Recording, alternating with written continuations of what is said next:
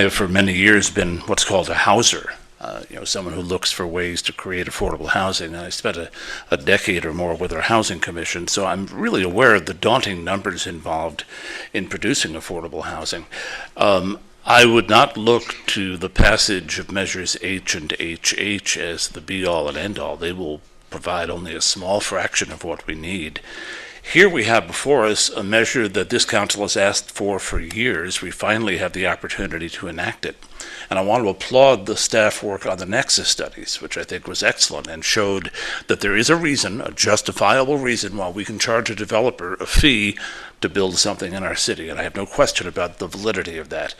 But I don't agree with the conclusions on feasibility, because I think what that ends up doing, especially with the housing fees, making the fees so small that we don't see much of an outcome from it, even if we allow a large amount of commercial development, which I think, if we're listening to our residents in this city right now, is not something people want to have happen. I don't think we should be backing off for feasibility to encourage commercial projects, figuring that we won't make as much money. It's kind of like the retailer who lost a little on every purchase but tried to make it up in volume. You go out of business that way. I would like to see a higher yield from commercial projects that get built, and if that means that fewer commercial projects get built, or they take longer because we have to wait for a developer who is better capitalized or frankly has a better, more profitable project, I don't think the residents of the city would be terribly dismayed if there were less commercial development as a result. And I think in the long run, if we charged a realistic fee, we would actually accrue more funding for affordable housing.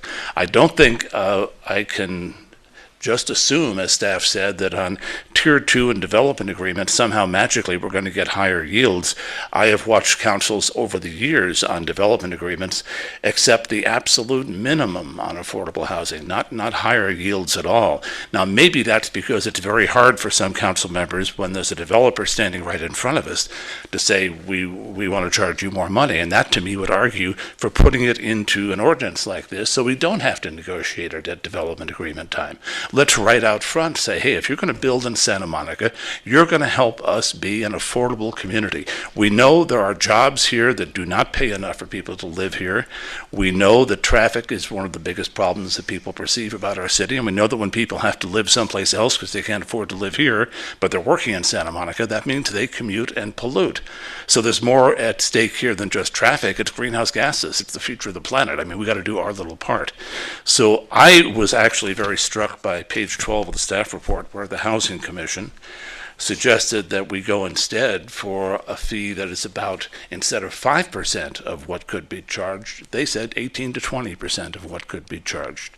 So I find the motion on the floor to be inadequate and timid, and I would hope that the maker of the motion and the seconder would amend their motion to go more toward what the Housing Commission recommended, 20%.